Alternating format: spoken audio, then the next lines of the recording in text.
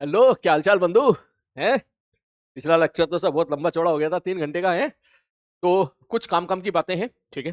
पहले वो कर लेते हैं। सबसे पहली बात कि प्लीज आज के बाद आप लोग ऐप पे अपडेट रहिए, ठीक है। क्योंकि जो भी मटेरियल मैं आपको दूंगा, जिस वक्त दूंगा, ठीक है, तो वो काफी इंपॉर्टेंट है। तो इसके लिए आपके पास प्रॉपर नोटिफिकेशन जाना जरूरी है। अब सपोज मैं आपको कोई होमवर्क दे रहा हूँ, तो उसके लिए जरूरी नहीं है कि 3-4 मिनट का वीडियो मैं पहले बनाऊं और फिर मैं आपको होमवर्क दूं। आप समझो मेरी बात को, ठीक है। तो जो है इस चीज का मेरी तरफ से अगर पॉसिबल हो पाएगा तो मैं वीडियो बना के आपको सेंड कर दूंगा, लेकिन फिर भी आपको अपडेट रहना है। अब जैसे कि हमने एनएलएम और काइनेमेटिक्स खत्म कर दिया, फ्रिक्शन तक खत्म कर दिया, तो अब मैं आपको एडवांस के पीवाईक्यू दूंगा। आपने कर रखे हो पहले तो भी आपको दोबारा करने हैं, ठीक है, तो भी आपको दोबारा करने हैं, ताकि एग्जाम जेई एडवांस के पीवाईक्यू जब आप करोगे तो आपको जो एडवांस की जो साइकोलॉजी है वो समझ में आएगी, ठीक। तो अगर मैंने जब अपलोड करा दिया तो दैट मीन्स आपको करने हैं, ठीक। पहली चीज। दूसरा, आप थोड़ा सा ऐप पे अपडेटेड रहो, ठीक है। कोई भी इंफॉर्मेशन रहेगी, कोई भी बात रहेगी, हो सकता है क्योंकि यार ये रिकॉर्डेड लेक्चर है देख, और रिकॉर्डेड लेक्चर में आप मेरे सामने नहीं हो, ठीक है। तो अगर मैं कोई सिली मिस्टेक करके निकल जाता हूँ, मैं कोई कैलकुलेशन मिस्टेक करके निकल जाता हूँ, ठीक है, तो मेरे पास मुझे पता नहीं चलेगा, मुझे पता चलता है अगले दिन। लाइव में तो आप बता देते हो ना कि सर वो सर टेन थीटा की कॉट थीटा की जगह टेन थीटा लिख दिया आपने, है ना। रिकॉर्डेड में तो अगले दिन पता चलता है, ठीक।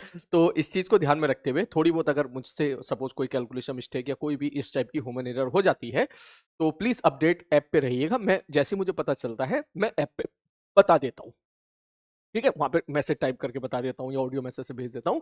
ये मैं कर दिया करूंगा आगे से। और इस चीज को आप भी थोड़ा सा थोड़ा कॉमन सेंस लगाइएगा कि अगर सपोज मैंने टेन थीटा की जगह कॉट थीटा की जगह टेन थीटा लिख दिया, तो ये तो साफ साफ दिख रहा है ना कि वो मुझसे गलती हो गई है ना। तो उसमें तो मुझे सही मान के आप आगे ना बढ़े, ये मत सोचे कि यार सर ने लिखा है तो होगा ही, ठीक है। ऐसा नहीं है, ठीक है। तो हो सकता है कि जो है पिछले वाला जो सवाल था वो शायद वो इस्तेमाल करके भी आंसर हमारा मैच कर गया। तो आंसर मैच इसलिए कर गया होगा क्योंकि वो थीटा जो था वो 45 डिग्री था, ठीक है। तो वो 45, वो तो क्या टेन थीटा क्या कॉट थीटा, दोनों की वैल्यू वन होती है। लेकिन जो भी हो, ठीक है। आप ये समझने की कोशिश कीजिएगा कि सवाल के पीछे जो है वो क्या कंसेप्ट है। हरी बात समझ लो इसके सवाल के पीछे का कंसेप्ट क्या है, ठीक। वो तरीका एक बार समझिएगा, और फिर उसके बाद जो है कोई छोटी मोटी एरर है तो प्लीज उसको इग्नोर कर दीजिए, ठीक है। ये बात हो गई। तीसरी जो है, अब आज जो है मैं एक बढ़िया सी केपीपी अपलोड कराऊंगा आज, ठीक है। हो सकता है इसी लेक्चर के साथ या इसी लेक्चर के बाद, उसमें उसको आप प्रॉपर तरीके से सॉल्व कीजिएगा। कमेंट में आपके सारे पढ़ रहा हूँ, जितना मैं आपको मुझे दूर से समझ में आ रहा है आपको देखते हुए, बिलीव मी, ठीक है। अभी आपको बहुत जरूरत है, अभी सबसे ज्यादा आपको जरूरत है स्पीड की। कुछ बच्चे क्या कर रहे हैं, कुछ बच्चों का पढ़ने का तरीका बिल्कुल गलत है। वो सोच रहे हैं कि बस अगर उन्होंने टफ सवाल कर लिया तो बस वो हीरो बन गए, भले ही वो टफ सवाल उन्होंने 20 मिनट में किया हो। ऐसा नहीं है मेरे भाई, ऐसा बिल्कुल नहीं है। हमारी बात समझ में, ऐसा बिल्कुल नहीं है। कुछ कुछ बच्चे क्या कर रहे हैं, कोई सवाल उनको देखा हुआ आ गया, ठीक है, तो वो छोड़ के ऐसे ही आगे बढ़ जाते हैं, यार ये तो मेरा देखा हुआ तो मैं क्यों करूं। नहीं करना है आपको, क्या पता सवाल तूने देखा हो वो कुछ और है, ये कुछ और हो। तो अपने अंदर क्यों इनसिंसियरिटी लेके आना। जब मैं बोल रहा हूँ कि टी बराबर 0 से हम लोग शुरुआत कर रहे हैं एडवांस की फिर से अच्छे तरीके से, आपको आप करो सवाल को, ठीक। आप उसको विद इन टाइम लिमिट करो, ठीक। तो आप ये समझो, अगर मैं 90 मिनट का आपको टाइम दे रहा हूं, तो 90 मिनट में 60% पेपर आपसे सॉल्व होना चाहिए, 50 से कम नहीं होना चाहिए। सीधी बात बता रहा हूं, ठीक है। 50 से कम होना ही नहीं चाहिए। अगर सपोज मैंने 25 सवाल दे दिए तो मिनिमम 12 सवाल आपसे सही। सही का मतलब उस टाइम प्रेशर में हर एक एक ऑप्शन सही, मींस मार्क्स आपके 50% आनी चाहिए। आप सबको दे दो ना 4-4 नंबर, कोई बात नहीं, सबको 4-4 नंबर दे दो। चारों -2 की, चारों -1 की मार्किंग ले लो, या 4 या प्लस -1 की ले ले, चल कोई बात नहीं। मल्टीपल चॉइस में एग्जाम में -2 होती तो -1 ले ले, ठीक है। एक सवाल 4 नंबर का, ठीक है, और निगेटिव मार्किंग -1 की। मल्टीपल चॉइस में निगेटिव मार्किंग -2 की, बस ये ले ले तू, ठीक। ठीक, ये कर ले। सिंगल चॉइस 3 नंबर का आता है तो चल 3 नंबर मान ले। सिंगल चॉइस 3 नंबर, ठीक है। और जो है इंटीजर टाइप 4 नंबर, ठीक है। और multiple choice 4 number, multiple choice में निगेटिव -2। तो आप ये मार्क्स कैलकुलेट करो। मैं नहीं चाहता आप लोग भ्रम में रहो। अभी भी मैं जब कमेंट पढ़ता हूं तो मुझे देख के लगता है कि अभी भी तुम में से न जाने कितने लोग किसी भ्रम में जी रहे हैं, ठीक है। तुम में से एक बच्चा हीरो बनने लगा तो मेरे से तो 24 सवाल हो गए, पूरे के पूरे हो गए। बाद में पता था 24 सवाल कितनी देर में हुए, 2.5 घंटे में। तो हीरो थोड़ी ना तू 2 घंटे में, अब भी हीरो नहीं। उसको भाई 1.5 घंटे के अंदर करना। मैं 1.5 घंटा दे रहा हूं तो आप कोशिश करो। मैं तो 30 मिनट और फालतू दे रहा हूं, आप ये समझो बात को। ठीक है, मैंने 5-6 सवाल फालतू भी रख लिए, वो ठीक ओके। लेकिन आप उस टाइम लिमिट के साथ खेलना सीखो। इसके बारे में आप लोग क्यों नहीं ध्यान दे रहे, मेरी समझ में नहीं आया। वरना फिर एट लास्ट आप भी यही बोलोगे, एडवांस का पेपर दे के आओगे, कहोगे सर पेपर तो ठीक था लेकिन हम लोग वो पूरा पेपर कर ही नहीं पाए। तो ये चीज आपको सीखनी है, आप समझो, क्योंकि 70% पेपर आपको आसान और एवरेज ही देखने के लिए मिलेगा, 30 to 40% पेपर टफ देखने के लिए। तो आपकी जीत तब मानी जाएगी जब वो आसान 60 to 7% आसान और एवरेज सवाल जो पूछे जा रहे हैं उनको आप विद इन 45 मिनट के अंदर सॉल्व करके निकल जाओ, तब आपकी जीत मानी जाएगी। बाकी 15 मिनट में जो तेरे टफ सवाल है उसमें से देख ले, अगर 4-5 सवाल 3-4 सवाल बन जाते हैं तो बना ले उसको, वो तेरी रैंक इंप्रूव करेंगे। आगे बात समझ में? ठीक है, तो बेटा इस चीज का ध्यान लो। मैं फिर से बोल देता हूं, देख एक बात अगर मैं 3-4 बार बोल रहा हूं तो इसका मतलब ये कमी है आपके बैच के अंदर, ठीक है, कि आप टाइम बाउंडेशन के साथ सॉल्व नहीं कर रहे हो। आप टाइम बाउंडेशन के साथ, और अगर एक ऑप्शन गलत हो गया तो -2 मान उसको, एक ऑप्शन गलत हो गया तो -2 मान उसको। और हमारी बात ABCD है, तूने जो है ABD आंसर है और तूने ABC कर दिया तो -2 मान। ये नहीं अरे सर गलती हो गई ना, बिल्कुल गलती नहीं हुई। अगर ऐसे 4-5 सवाल में तूने और गलती कर दी है तो तू सेलेक्ट नहीं होगा, नहीं होगा। तुम्हारे जैसे ना जाने कितने बच्चे ऐसे होंगे जो इस वक्त इस बैच में नहीं आ पाए और नॉलेज तुमसे बेटर थी, ओनली बिकॉज उन्होंने जेईई मेंस में सिली मिस्टेक्स कर दी। आपसे अच्छी नॉलेज वाले काफी बच्चे होंगे जिनकी परसेंटाइल 93, 97, 98 या 96, इतनी अच्छी परसेंटाइल होगी उनकी, लेकिन वो नहीं आ पाए 99 के अंदर। अरे बात समझ में, क्यों? आपसे अच्छी नॉलेज है, कहीं ना कहीं सिली मिस्टेक्स कर दी, आपकी थोड़ी बेटर थी उनके मुकाबले, अब इसको और बेटर बनाना है। ठीक है भाई साहब, इसको और बेटर बना, और धीरे धीरे बेटा स्पून फीडिंग से तो खैर मुझे तुम्हारी तरफ से कोई शिकायत नहीं मिली है। ठीक है, अब मैं धीरे धीरे थोड़ी बहुत स्पून फीडिंग मैं कर देता हूँ बीच बीच में, कि सवाल जो है आसान है उसको भी डिस्कस कर दिया, या फिर जो है एक सवाल को और अच्छे, अब मैं धीरे धीरे स्पून फीडिंग को भी कम करूंगा, अपना समय बचाऊंगा। ठीक है, हम अपना भी हमें भी। ठीक है, ऑल दो पिछला लेक्चर वो 3 घंटे का चला गया, मुझे बड़ा मतलब बाद में एक्चुअली तू जानता है ये मैं रिकॉर्ड करता गया और सवाल दिमाग में आते गए, और किसी ने अगर पिछले 3 घंटे का लेक्चर नहीं देखा तो पूरे तरीके से देखे। आप इसको एक ऑफलाइन क्लास के तरीके से लेके चलो, इसमें भी कुछ लोग शॉर्टकट ढूंढ रहे हैं, मुझे समझ में नहीं आ रहा कि वो इतने बड़े 30 मार्क कैसे है। अरे सब ये तो मैं क्यों देखूं लेक्चर? भाई ऑफलाइन क्लास में जाके देख, मैं कोटा में ऑफलाइन क्लास में था, जो अच्छा बच्चा होता था क्लास में आके बैठता था, मैं तो करता था ना डिस्कशन, हम लोग तो करते थे डिस्कस, जेईई मेंस के बाद जब एडवांस की क्लासेस चलती थी वहां पे डिस्कशन होता था, हर अच्छा बच्चा क्लास में आके बैठता था, अगर उससे 20 में से उसके 18 सवाल भी बन गए हो तो भी वो क्लास में बैठता था आके। सारी बात, क्योंकि इट्स इन्वेस्टमेंट, और 1.5 घंटा मैक्सिमम, इसमें न जाने क्या चीज सीखने की मिलेगी, सारे सवाल आपकी आंखों से होकर गुजरेंगे, कंसेप्ट क्लियर होगा। ठीक है, बैक ऑफ द माइंड चीजें मतलब रिफ्लेक्स आपके स्ट्रॉन्ग होते चले जाएंगे, 6 सवाल कैसे करना है, ठीक है, हाँ सही तो कह रहे हैं सर, ऐसे भी ठीक है, हाँ इन चीजों के साथ आप जो है वो करो, क्योंकि ठीक है एक क्लास 3 घंटे की चलेगी, लेकिन आगे मैं पूरी कोशिश करूंगा कि 2 घंटे का भी क्रॉस ना हो, इसलिए आज का लेक्चर छोटा रखूंगा। ठीक है, तो अगर ये 2-2 घंटे की 1.5 मैं तो 1 घंटा 45 भी मान के चलूंगा, तो मान के चल 6 घंटा सब इसमें चले गए आपके, तो इट्स ओके ना। 8 घंटा तू अपना पढ़ना अपने हिसाब से, नोट्स नहीं बनाने, बिल्कुल नोट्स नहीं बनाने, मैं पहले क्लियर कर रहा हूँ, नो नोट्स, रफ कॉपी घिस। बच्चे ने कमेंट किया था सर नोट्स बनाने के ना, बिल्कुल नोट्स भाई, नोट्स का टाइम गया, नोट्स तेरे बने हुए 11th 12th के। नोट्स का मतलब होता है कैसे चीजें, कौन कौन से सवाल है जिनसे चीजें सीखी जाती हैं, कौन कौन से सवाल है जिनसे कंसेप्ट बिल्डअप किए जाते हैं, वो 2 साल में हम लोग कर चुके हैं। अभी सवालों के नोट्स नहीं बनाने तुझे, बिल्कुल नहीं बना, अब कलम घिसनी है, सवाल देखो सवाल सॉल्व कर, सवाल देखो, कभी दिक्कत आए तो पीडीएफ देख ले, चेक करके देख ले सर ने कैसे सॉल्व किया था। क्लियर है? आई होप सारी बातें आपको क्लियर हो गई होंगी। प्लीज इसी तरीके से चलो, अब आप एक स्टार बैच के बच्चे की तरीके से रिएक्ट करो, उसी तरीके से रहो, उसी तरीके से सवाल सॉल्व करो। ठीक है, जैसे मेरे पास तो अब इन सवालों कोई नोट्स नहीं है, किसी रफ कॉपी पे सपोज कोई सवाल मान के चल आंसर मैच हो तो सॉल्व करके देख लिया, आगे आंसर पर फेंक दिया उसको रफ कॉपी को, फिर अब मैं तो ना ढूंढे सेव करके रख लेता हूँ इसको मैं ठीक है ऐसा थोड़ा तो वो भी ये चीज आप भी अपने अंदर लेके आओ, ठीक है, कि जिस दिन आपको हथियार दिया जाए उसी दिन आप स्टार्ट हो जाओ। ठीक, चलो शुरू करते हैं। मैं तो अब मैं आपको जो है थोड़ा सा कल के थोड़े से क्वेश्चन देख लेता हूं मैं। सबसे पहले कुछ बच्चे इस सवाल में डाउट पूछे थे कि सर सीधा चीटी को यहां पहुंचा दो ना सर, एल डिस्टेंस है। अरे भाई सवाल को एक बार अच्छे से पढ़ो, सवाल में अंतर है, पूरे सवाल में क्या अंतर है? पूरे सवाल में अंतर ये कि जिस जगह पे वो बैठा हुआ है, ठीक, वो जगह पीछे की तरफ जा रही है। अच्छा पीछे की तरफ जा रही है तो रिवर बोट प्रॉब्लम से सॉल्व कर लेते हैं ना डायरेक्ट रिलेटिव से, मैंने कहा वैसे ही तो किया था, तो डायरेक्ट लगा दो ना sir b naught minus u. मैंने कहा नहीं इसमें दिक्कत है, बोले क्या दिक्कत है? मैंने कहा ये अलग अलग जो पॉइंट है ना, इन अलग अलग पॉइंट की स्पीड अलग अलग है, ये हमने देखा थोड़ी देर पहले, मतलब यहां वाले पॉइंट की स्पीड कुछ और है, यहां वाले की कुछ और है, यहां वाले कुछ और है, यहां वाले कुछ और है। तो जैसे चींटी 2-2 कदम बढ़ाती चली जाएगी, वो ऐसे पॉइंट्स के ऊपर अपने कदम रखती चली जाएगी जो खुद अलग अलग स्पीड से मूव कर रहे हैं, स्पीड अलग अलग है, ये हम लोगों ने कल देखा था, ये रहा स्पीड अलग अलग आ गई थी, देख ये देख, पीपी बराबर एक्स का फंक्शन आ गया था। ठीक है, तो इसलिए नहीं करा हमने चीज। ठीक, आई होप ये डाउट आपको क्लियर हो गया होगा। उसके बाद जो आपने बोला वही किया मैंने। ठीक है, उसके बाद ये वाला छोटी मुझसे गलती हो गई थी, टेन थीटा नहीं होगा, कॉट थीटा होगा। ठीक है, उसके बाद प्लीज आप ये क्वेश्चन सॉल्व कर लेना। ओके, मैं अलग से कोई वीडियो बना दूंगा। खैर मुझे तो एक वीडियो तो खैर मुझे बनानी है काफी सारे सवालों की। ठीक है, वो 3 गोले हैं एक साथ, उनका वाला सवाल अभी बच रहा है एक। ठीक है, और वो इक्वेशन ऑफ ट्रेजेक्टरी वाला सवाल बच रहा है। ठीक है, चूहा बिल्ली वाला, उससे रिलेटेड सवाल बच रहे हैं, है ना। तो ये तो खैर एक वहीं पर मैं ये भी ले लूंगा, इसको मैं दोबारा सॉल्व कर दूंगा। अभी मैं आपके हवाले छोड़ रहा हूं कि टेन थीटा की जगह कॉट थीटा कर देना, और यहां पे पूरा सवाल इसी प्रकार से सॉल्व कर लेना। It's your homework. क्लियर है।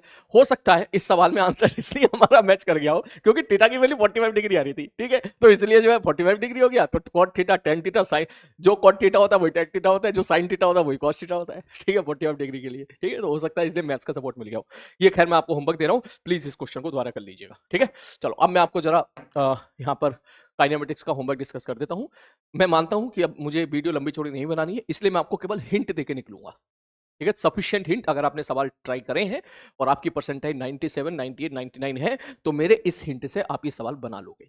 मुझे पता है कि मैक्सिमम जनता को हिंट की भी जरूरत नहीं होगी, उनको जरूरत होगी आंसर की। मैंने सबके आंसर लिख दिए।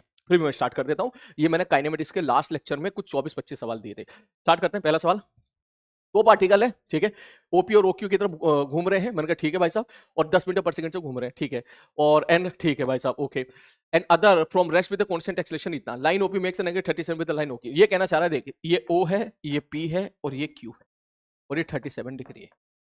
ठीक, एक पार्टिकल इधर जा रहा है, एक पार्टिकल इधर जा रहा है। ठीक है, ठीक है, उसने ऐसा बोला है कि मिनिमम स्पीड, ध्यान रहे एग्जाम में हम सबकी आदत होती है मिनिमम सेपरेशन निकालने की, इसलिए मैंने सवाल दिया था। ठीक है, तो यहां पर उसने बोला है कि ये बता दो कब एक दूसरे के रिस्पेक्ट में, एक बंदे के रिस्पेक्ट में दूसरा बंदा मिनिमम स्पीड से दिख रहा होगा। बेसिकली वी रिलेटिव कब मिनिमम होगा, सवाल ये है। इन दोनों पार्टिकल के बीच का मिनिमम गैप नहीं पूछ रहा है, प्लीज ध्यान से रखिए इस चीज को। कभी सवाल को इसलिए ध्यान से पढ़ना, सिली मिस्टेक्स नहीं होनी चाहिए। हर प्रकार के सवाल अभी करके निकलो। वो पूछ रहा है भैया एक इधर भाग गया, एक इधर भाग गया, इसका भी एक्सेलेरेशन दे दिया, उसका वेलोसिटी दे दी, फलाना निकाला सब दे दिया, बता दो उनके बीच में एक के रिस्पेक्ट में दूसरा कब मिनिमम स्पीड से मूव करेगा। दैट मींस ये बात कर रहा है रिलेटिव मोशन की। तो कुछ नहीं करना, सीधी बात है, ये वाला पार्टिकल ए है, ये वाला पार्टिकल मान ले बी है। ठीक है, ठीक है सर, किसी टी टाइम पे चला जाना, किसी टी टाइम पर आप वेलोसिटी ऑफ ए निकाल सकते हो। ठीक है, एक बार चेक कर लेते हैं कौन किधर जा रहा है। वन इज मूविंग 10 मीटर पर सेकंड, मान के चलिए जा रहा है 10 मीटर पर सेकंड से। ठीक, ये 10 मीटर पर सेकंड इसको मान लेते हैं, किसी को मान ले, कोई फर्क नहीं पड़ रहा। ठीक, तो इसका मतलब वेलोसिटी ऑफ ए हो गया तेरा 10। ठीक, अब 10 तो इधर है, तो बेटर रहेगा, रिलेटिव में जाना है तो आई कैप जे कैप खेल ले, तो 10 cos थीटा 10 sin थीटा, तो बेटर रहेगा, तो सीधा ये लिख दे वेलोसिटी ऑफ ए कितनी हो जाएगी भाई साहब, सर ये हो जाएगा 8 आई कैप प्लस 6 जे कैप।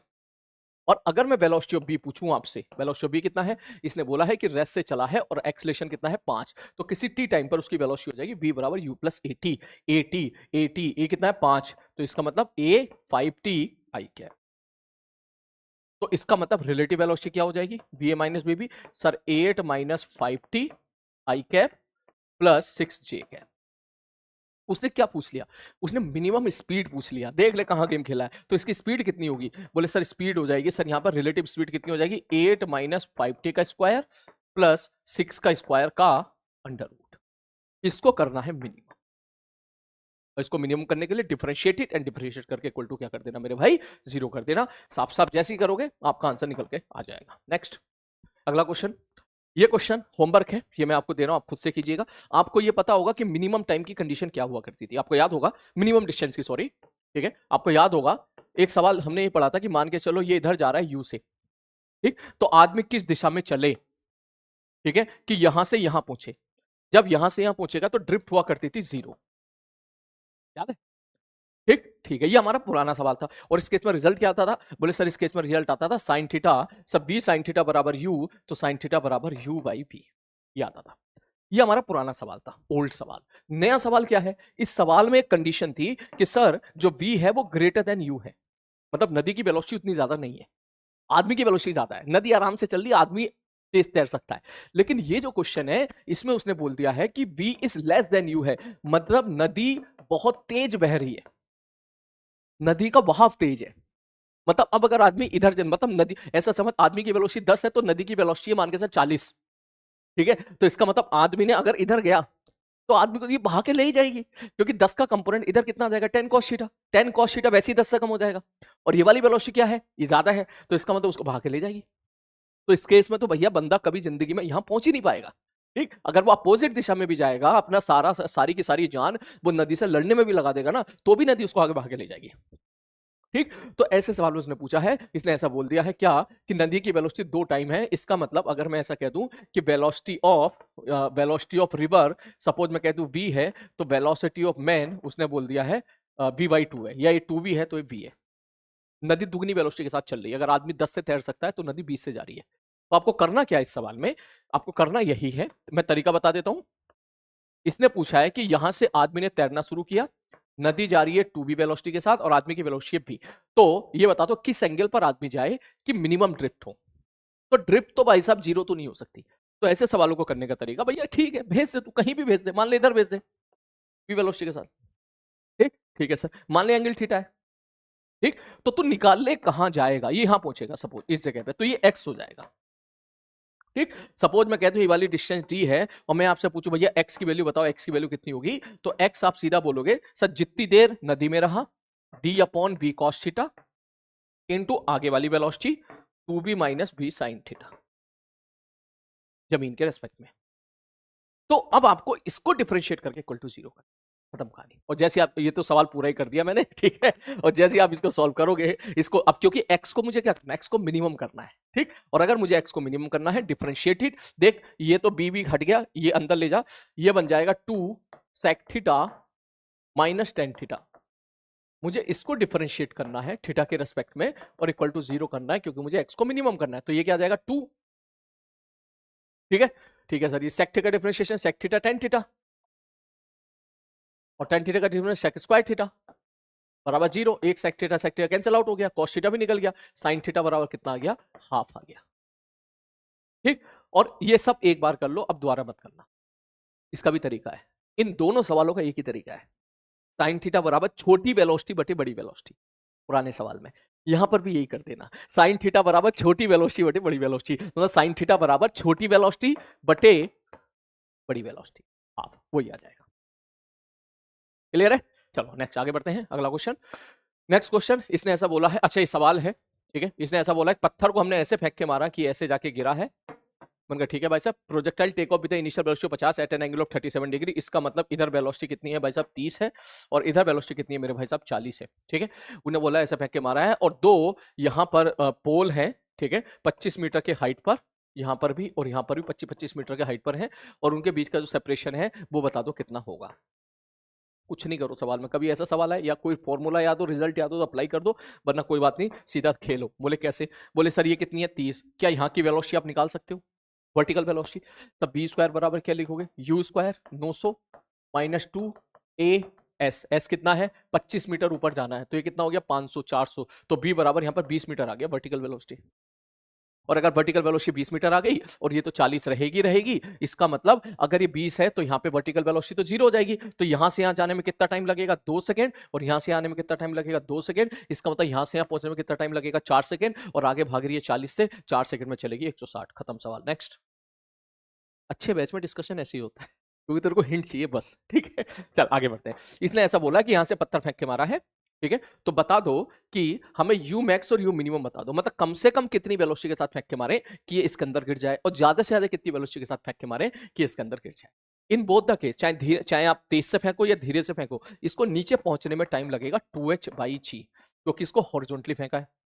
मैंने कहा ठीक है, तो मैं लिख सकता हूं कि सर अगर आप यू मिनिमम चाहते हो तो मैं लिख सकता हूं कि यू मिनिमम से सपोज आप फेंके हो, मतलब कितनी धीरे से फेंकूं कि इसके अंदर गिर जाए, तो इसका मतलब ऐसे जाए ऐसे पहुंच जाए, सीधी सी बात ये, ठीक, मतलब कुल मिला के ये है। अच्छा एक मिनट और, क्यों ना मैं 2h/g केवल इतना ही बोल दूं, ध्यान से समझ कि सर यू मिनिमम का ये है कि अगर आपने इसको यहां तक पहुंचा दिया तो इसके बाद तो अपने आप चली जाएगी, बोले हाँ सर अपने आप चली जाएगी। तो इस हाइट को अगर मैं h कह दूं, इस हाइट को, तो जितनी देर में ये नीचे h आएगा उतनी देर में हॉरिजॉन्टल में √5 चलाना है तुम्हें, ठीक। तो मैं यहां पे समय वो नहीं निकाल रहा हूं कि यहां से जमीन पहुंचने में टाइम कितना होगा, मैं निकाल रहा हूं 1 मीटर तक का समय, यहां से यहां तक का, जितनी देर में यहां से y कोऑर्डिनेट इतना चेंज होगा x इतना हो जाए, मतलब आप नीचे की दुनिया तो भूल जाओ सारी की सारी, तुम तो ये समझो कि भाई साहब मिनिमम वाले केस में इसको ऐसे फेंक के मारो कि जस्ट यहाँ पहुंच जाए। तो नीचे कितना आया h, तो समय कितना लगेगा 2h/g। 2h की वैल्यू कितनी है 1 और g को g रहने दे, ठीक। g को ये 10 लिख दे, चल ये 10 लिख देगा तो कितना आ जाएगा 1/√5 आ जाएगा। इसका मतलब 1/√5 टाइम में ये वर्टिकल में h चलेगा। तो अगर आपको इसके अंदर गिराना है तो जस्ट यहां तक पहुंचा दो। That means u minimum into T बराबर √5 हॉरिजॉन्टल में। यू मिनिमम से फेंका है आपने तो √5 आ गया। ठीक है सर जी, ओके। और टी की वैल्यू कितनी है भाई साहब √5 तो यू मिनिमम कितना हो जाएगा? बोले सर यू मिनिमम हो जाएगा 5। उसी प्रकार से कितनी तेज फेंके कि इसके अंदर गिरे? बोले भैया इतनी फेंक कि बस यहां तक पहुंचे।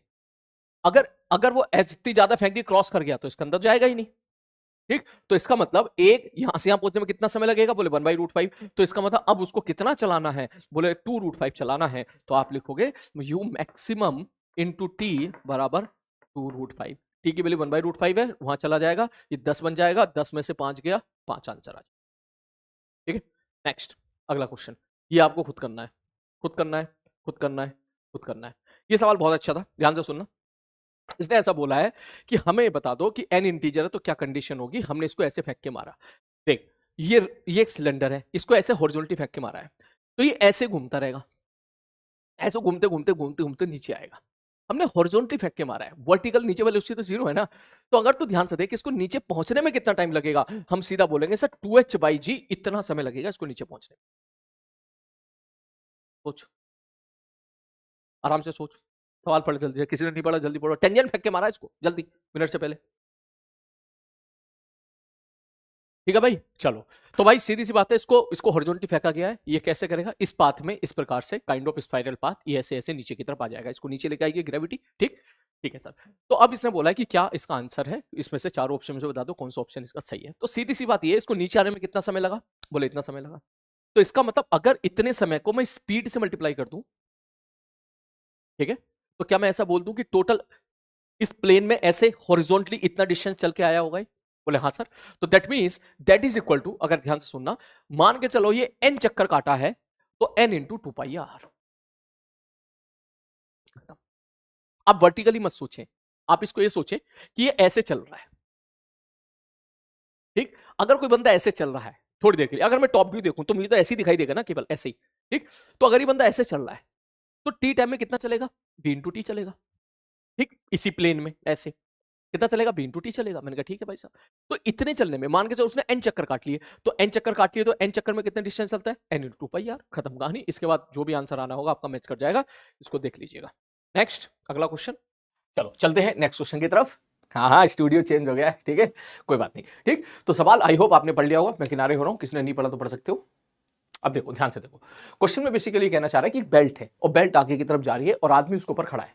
इट इज सिंपल, लाइक जैसे आप लोग जो एयरपोर्ट पे देखते हो, सब लोग एयरपोर्ट पे जब लैंड करते हैं तो उसके बाद क्या हम सब लोग खड़े होकर इंतजार करते हैं भाई हमारा सामान कब आएगा, तो बेल्ट पे सामान रखा रखा आ रहा होता है। तो कुछ इस प्रकार की कंडीशन है कि सामान है, ठीक है, एक बैग है बेल्ट के ऊपर रखा हुआ है, लेकिन आप जमीन पे नहीं हो, आप खुद बेल्ट पर हो, ठीक। तो अब उसने बोला है कि सपोज बेल्ट मूव कर रही है, यहाँ पर बेल्ट की वेलोसिटी दे रखी है बीवी का मतलब कितना दे रखा है? 0.5, इसका मतलब वेलोसिटी ऑफ बेल्ट बराबर दे रखा है 0.5 मीटर पर सेकंड, ठीक। तो बेल्ट आगे की तरफ जा रही है, कोई दिक्कत वाली बात नहीं है। अब आदमी यहाँ पे खड़ा हुआ है, अब आदमी ने चलना स्टार्ट किया। क्वेश्चन वाला कह रहा है कि आदमी चला, टिंग टिंग टिंग टिंग टिंग क्यू तक पहुंचा और फिर वापस सामान तक आ गया। उसने यही पूछा है कि आदमी गया है अप टू क्यू, उसके बाद when back to the same speed relative to the belt. जाते टाइम और आते टाइम आदमी की जो स्पीड है बेल्ट के रिस्पेक्ट में सेम है, ठीक। सवाल ये बोला है उसने कि भाई साहब आदमी ने चलना स्टार्ट किया। अब ये सोचो बेल्ट भी मूव कर रही है और आदमी ने उसको पर चलना स्टार्ट कर दिया, ठीक है। आदमी ने चलना स्टार्ट किया, फिर आदमी गया क्यू पॉइंट तक गया, क्यू पॉइंट जाने के बाद फिर आदमी वापस आया। आदमी की जो वेलोसिटी है बेल्ट के रेस्पेक्ट में सेम है, जमीन के रेस्पेक्ट में तो अलग अलग हो सकती है, ठीक, होगी ऑब्वियसली, ठीक है, लेकिन जो बेल्ट के रेस्पेक्ट में वो आदमी की वेलोसिटी कांस्टेंट है, ठीक। मतलब डायरेक्शन छोड़ दे तो स्पीड कांस्टेंट है, आई मीन ये है, ठीक। तो उसने फिर उसके बाद 4-5 ऑप्शन पूछ लिए। पहले ऑप्शन पढ़ लेते, एक बार प्लीज ऑप्शन जरूर पढ़ लिया करो, ऐसा नहीं कि जो है केवल सवाल देखा और फिर वहीं पे सॉल्व करने, एक बार ऑप्शन देख लिया करो कि क्या।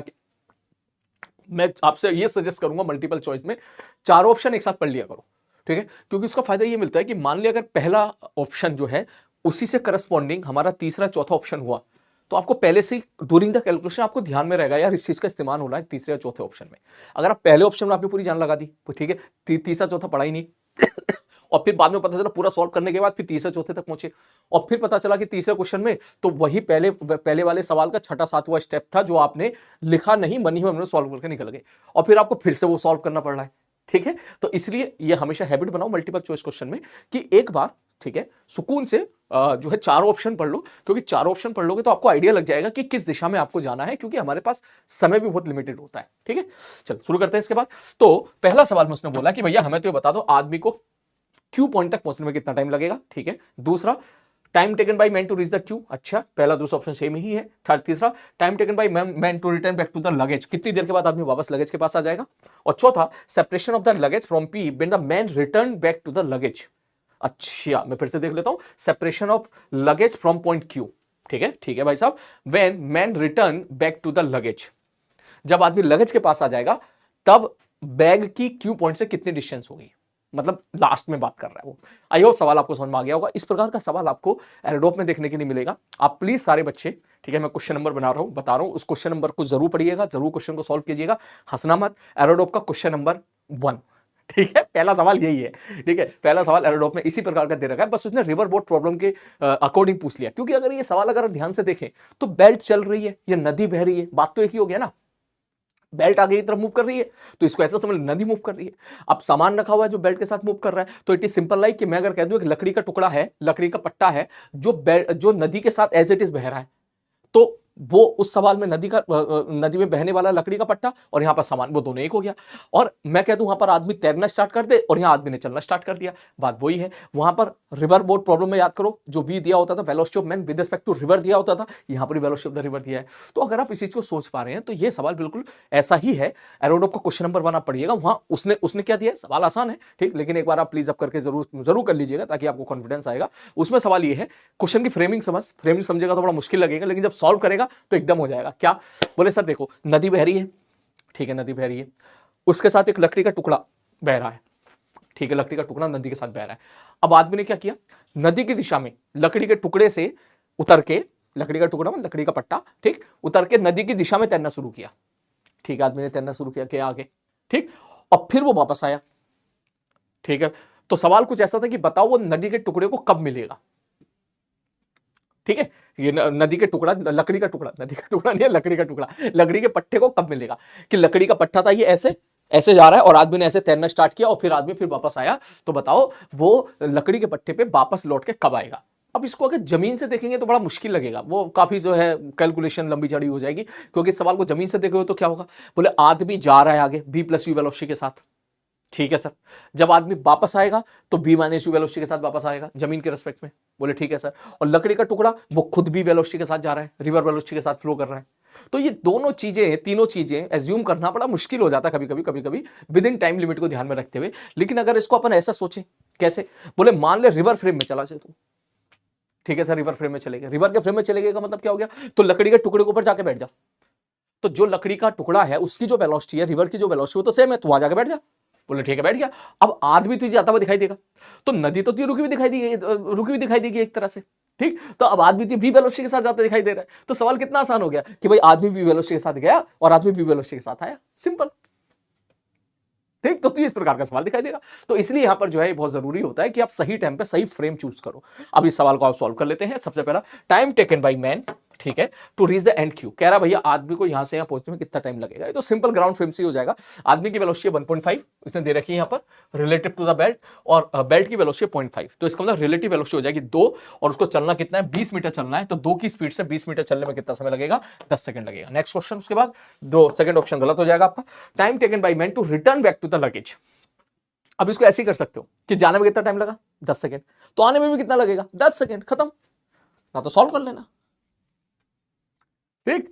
क्यों सर आपने ऐसा कैसे बता दिया, देख मैंने ऐसा इसलिए बता दिया क्योंकि रिवर वाली जो मैंने एरोडोप वाली क्वेश्चन बताई, वहां से थोड़ा सा सोच कि लकड़ी के पट्टे के ऊपर जाके बैठ गया तो नदी तो रुकी दिखाई दे रही ना, लकड़ी का पट्टा तो रुका दिखाई दे रहा ना। अब तुझे क्या दिखेगा, तुझे दिखेगा आदमी गया v वेलोसिटी के साथ, सपोज वो 5 किलोमीटर चला गया v वेलोसिटी के साथ, तो जब वो वापस आएगा तो वापस भी तो उसकी वेलोसिटी v ही है, रिवर के रेस्पेक्ट में तो v है ना, तो आज जितना टाइम जाने में उतना टाइम आने में, तो सेम कंसेप्ट तेरा यहां पर लग गया। ठीक, अगला, separation of luggage from Q when man return to the luggage. अब भैया बता दे, जब आदमी लौट के वापस आया उसको कितना समय लगा, 20 सेकंड लगा, तो 20 सेकंड में ये लगेज जमीन के रेस्पेक्ट में कितना जाएगा, 20 गुणा इसकी वेलोसिटी जो कि आ गई 10, तो ये 10 मीटर आगे चला जाएगा, और ये कितना 20 मीटर, तो 20 मीटर गैप था, ये 10 मीटर आगे चला गया, तो गैप कितना बचा, 10 मीटर। ठीक, नेक्स्ट अगला क्वेश्चन। नेक्स्ट क्वेश्चन ये रहा, ये क्वेश्चंस मैंने आपको करा दिया है, ठीक है, अब आप इसको खुद को कीजिएगा, मैं इसको थोड़ा सा आपको हिंट देता हूं। मैं smaller three particle ABC situated at the vertices of a equilateral triangle, they start moving with speed remains constant during the whole motion such that they always towards me. ये वही वाला सवाल है, ट्रायंगल में तीनों पार्टिकल जो move कर रहे थे, find out the angle by which the line connecting and will rotate with respect to the initial orientation by a distance आधा हो जाए। वो कहना चाह रहा है कि भैया ये बता दे कितना एंगल रोटेट करेगा जब उनके बीच का सेपरेशन जो है आधा हो जाए। सवाल को मैं इस तरह के सवाल डिस्कस कर चुका हूं, मैं तुम्हें दे रहा हूं करने के लिए, देख कैसे करेगा, ध्यान से समझ। किसी टी टाइम पर जो है मान के चल तू लिखने जा रहा है सारी बातें, हवा हवा में समझ, अब तो अच्छा बच्चा हो गया, हवा हवा में समझे। ठीक, देख ये पार्टिकल ये है, एक पार्टिकल बी है, इसकी वेलोसिटी इधर हो गई, ठीक है, मान ले बी नॉट है, इसकी वेलोसिटी इधर बी नॉट है, तो बी नॉट जाहिर सी बात है इक्विलेटरल ट्रायंगल है, तो इस तरफ कंपोनेंट आएगा बी नॉट कॉस 60, इधर आएगा बी नॉट साइन 60। ठीक, ध्यान से समझना, तो इस तरफ रिलेटिव वेलोसिटी कितनी होगी, 3 बी नॉट बाई 2, ये बी नॉट और b naught cos 60, 3 b naught by 2, 3 b naught by 2 equal to rate of change of separation d r by d t. ठीक है, उनके बीच का सेपरेशन किस रेट से चेंज हो रहा होगा, ठीक, 3 बी नॉट बाई 2 से, तो स्टेटमेंट लिखना d r by d t बराबर 3 b naught by 2, equation number 1। अब दूसरी इक्वेशन पे आते हैं, ये घुमाने वाली वेलोसिटी कौन सी थी, ये वाली b sine 60, v naught sine 60, तो वी नॉट साइन 60 क्या करेगा, इसको घुमाएगा, मतलब ओमेगा देगा, तो आप क्या लिखोगे अगला स्टेटमेंट कि v naught sine 60 upon r, उनके बीच का सेपरेशन, ठीक, बराबर ओमेगा, एंड ओमेगा बराबर d theta by d t. Clear है, ओमेगा बराबर d theta by d t. अब इसको आपको स्मार्टली इंटीग्रेट करना है कि आपका, तो एक काम करना, सबसे पहले तो वो वक्त निकाल लेना जिस वक्त उनके बीच का सेपरेशन आधा हो जाएगा, इंटीग्रेट करके पहली इक्वेशन को t बराबर 0 पर, ठीक है, t बराबर 0 पर सेपरेशन थी L, कैपिटल L, तो आप वो t डैश टाइम निकाल लो जब उनके बीच की सेपरेशन रह जाएगी L/2, तो वहां से t डैश आ जाएगा पहली इक्वेशन से। उसकी वैल्यू लिमिट को यहां पर सेकंड में इस्तेमाल करना है, क्या यहां क्या आता है, D theta by d t बराबर वी नॉट साइन थीटा, ठीक है, बटे आर की वैल्यू पुट कर देना इधर, ठीक, डी टी इधर ले जाना, थीटा उठा इधर ले आना, जब तुम इंटीग्रेट करोगे तो t बराबर 0 से, ठीक है, t डैश टाइम तक इंटीग्रेट करना, तो जब थीटा की लिमिट रखेगा फ्रॉम 0 टू थीटा, तो वहां से वो तुझे टी डैश टाइम में थीटा कितना चेंज हुआ, कितना एंगल रोटेट हुआ, वो तेरा आंसर निकल के आ जाएगा। अगर तुझे बात समझ जा रहा है तो इसका मतलब तू अब एक लेवल और ऊपर आ चुका है, क्योंकि जो है आई होप आप में से काफी बच्चे इधर उधर ऑफलाइन क्लास में पढ़ते होंगे, वो सब जानते होंगे कि अच्छे बैच में, स्टार बैच में या स्टार बैच जैसे अच्छे बैच में अच्छे बच्चों के बीच में 50 to 60% डिस्कशन तो ऐसी हवा में ही हो जाता है, मास्टर ऐसी हवा में समझा देता है, बच्चे भी हवा में समझ लेते हैं। अगर आप ये बात समझ गए हो जो मैंने बोला है तो बहुत अच्छी बात है, कमेंट बॉक्स में जरूर टाइप करें कि हाँ सर समझ गए इस तरीके से, ताकि मैं आगे इस चीज़ को और कोशिश किया करूँगा इसी प्रकार से। और अगर सपोज आपको थोड़ी दिक्कत आई हो, अगर आपको लग रहा हो, तो इस वीडियो को दोबारा सुनो, ठीक है, इस वीडियो को दोबारा करो, पीछे जाओ, दोबारा सुनो इस चीज को, ठीक है, और वो थॉट डेवलप करो, ठीक है, कि हाँ कैसे जो है हम सर की बात को समझ सकते हैं, और फिर अगर सपोज उसके बाद भी आंसर नहीं होगा तो फिर मैं आपको सॉल्व करके दिखा दूंगा। फाइनल आंसर का ln2/√3 है। नेक्स्ट क्वेश्चन, अगला क्वेश्चन, इसने क्या बोला है, maximum time reaches the ground, body fall freely from the given head incline plane, it is path height at above the ground after impact direction of velocity of the become horizontal. देख ये सवाल कहना चाह रहा है कि देखो भैया ये क्या है, एक इंक्लाइन प्लेन है, यहां से सपोज एक बॉल नीचे गिरी, ठीक है सर जी, कहां से गिरी है, यहां से सपोज ये h हाइट है, यहां से गिरी है, ठीक है, हाइट देख लेते हैं, from a given height h, एक मैं चेक कर लेता हूं, maximum time reaching the ground, body falling from a given height h hit the incline plane path at a height h above the ground. भैया उसने ऐसा बोला, ये h नहीं है, उसने ऐसा बोला यहां से भैया एक बॉल को गिरा दिया, और गिराने के बाद बॉल होगी पूरी हॉरिजॉन्टल, ठीक है, यहां से जब यहां पे बॉल आई नीचे और आने के बाद, ये थोड़ा सा स्टूडियो मेरे अभी कंट्रोल में थोड़ा कम है, ठीक है, यहां से आया बॉल, यहां से आया और नीचे टकराया ऐसे, और टप्पा खा के बॉल इधर चली गई और फिर कहीं जमीन पे जाके गिरी, ये इसने बोल दिया है, ठीक है, इसने बोला ये वाली जो हाइट है, ये वाली हाइट है h, और ये वाली जो हाइट है, ये वाली हाइट है कैपिटल H। इसने बोला है, क्या बोला है कि h/h की रेशियो बता दो ताकि जमीन पे पहुंचने में उसको मैक्सिमम टाइम लगे।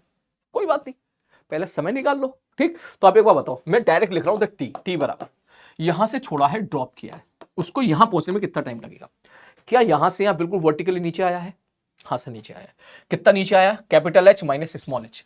तो यहां से यहां पहुंचने में उसको टाइम कितना लगेगा? 2h माइनस एच बाई जी का अंडर रूट। याद करो, मैं काइनेमेटिक्स जब आपको कहीं पढ़ाया था, ठीक है, तो मैं हमेशा बोलता था कि यार फॉर्मूला से बिल्कुल मत पढ़ो, लेकिन हो सके तो ये फॉर्मूला याद रख लो, ये फॉर्मूला बहुत काम देता है। ठीक है, ठीक है सर जी। तो यहां से यहां आने में इतना समय लगा। अब टप्पा खाने के बाद तो उसकी सारी वेलोसिटी हॉरिजॉन्टल हो गई ना, वर्टिकल वेलोसिटी तो है ही नहीं। तो इसका मतलब अब यहां से यहां पहुंचने में, यहां से यहां पहुंचने में कितना समय लगेगा? फिर से 2h बाई जी, खत्म। अब उन्होंने क्या बोला? उन्होंने बोला भैया इसको करना है मैक्सिमम, तो बताओ क्या होना चाहिए? तो कुछ नहीं करना है आपको, dt बाई डी एच निकालना और डिफरेंशिएट करके इक्वल टू 0 कर देना, क्योंकि t को मुझे मैक्सिमम करना है। कैपिटल एच को फिक्स कर दिया है, एच बाई एच की रेशियो पूछा, इसका मतलब वो कहीं ना कहीं स्मॉल एच की वैल्यू जानना चाह रहा था। तो इसी सवाल की लैंग्वेज ऐसे ही प्रेजेंट कर सकते हैं, थोड़ा सा टफ बना के, कि भैया ऐसे ऐसे ऐसे है और बता दो किस जगह पे ये गिरे, ठीक है, या उस जिस जगह पे गिरे उसका कोऑर्डिनेट कितना होना चाहिए कि भाई साहब हमको टाइम मैक्सिमम मिले। तो इसी बात को वो घुमा के पेश कर सकता है। ठीक है, आप कुछ मत करना, इसको डिफरेंशिएट करना, डिफरेंशिएट करके इक्वल टू 0 कर देना, ये काम आपका है, आंसर आपका मैच कर जाएगा। नेक्स्ट क्वेश्चन तुम्हारी स्क्रीन पे ये रहा। ये क्वेश्चन बेसिकली एक प्रूफ है, थ्योरम है, काइंड ऑफ थ्योरम है, कि हमने बेसिकली पत्थर को फेंक के मारा है। सवाल मैं समझा देता हूं कि एक हमने पार्टिकल को फेंक के मारा है इस प्रकार से, ठीक है। तो ये कहना चाह रहा है कि सपोज यहां से फेंक के मारा और यहां पर गया है, तो यहां एक ट्रायंगल फॉर्म होता है लाइक दिस, ठीक है। तो सपोज ये वाला एंगल अल्फा है, ये वाला एंगल बीटा है, ये ट्रायंगल के तीनों कोने जो हैं वो इसी की बेसिकली हमारी जो इक्वेशन ट्रेजेक्ट्री है। दो कोने तो हमारे, पहला कोना तो यहाँ पर है जहां से फेंका, दूसरा कोना वहां पे जहां गिरा है, और तीसरा कोना इसी पर है। तो tan alpha plus tan beta बराबर tan थीटा होता है, ये प्रूफ करो। ठीक है, जैसे एक मैथमेटिकल प्रूफ है, समय बचाने के लिए मैंने इसका प्रूफ यहाँ पे लिख दिया है। ठीक है, आई होप आप इतने वेल मैच्योर हो गए होंगे कि आप सोल्यूशन देखते समझ जाओगे किस प्रकार से जो है हमने इक्वेशन ऑफ ट्रेजेक्ट्री का इस्तेमाल किया। याद रखना, इक्वेशन ऑफ ट्रेजेक्ट्री y बराबर x tan थीटा, ये नहीं ये भी होती है, ठीक है, इसका भी इस्तेमाल कहीं ना कहीं पड़ जाता है कि y बराबर x tan theta bracket 1 minus x by r. ये क्योंकि मैथमेटिकल प्रूफ है, इसके बहुत सारे प्रूफ है, हो सकता है आपने कोई और प्रूफ से किया हो, तो अच्छी बात है, बहुत अच्छी बात है। हो सकता है आपने इक्वेशन ऑफ ट्रेजेक्ट्री से तीनों पॉइंट को सेटिस्फाई कर करके इक्वेशन बना के सॉल्व किया हो, तो वो भी तरीका सही है, आंसर आपका वहां से भी आ जाएगा। चलते हैं नेक्स्ट क्वेश्चन की तरफ। नेक्स्ट क्वेश्चन अगेन उसी प्रकार का है, प्रोजेक्टाइल मोशन का। उसने ऐसा बोला कि यहाँ से दो पत्थर फेंक के मारे हैं, एक की वेलोसिटी है 250 और एक की वेलोसिटी है पता नहीं, सेम वेलोसिटी है क्या?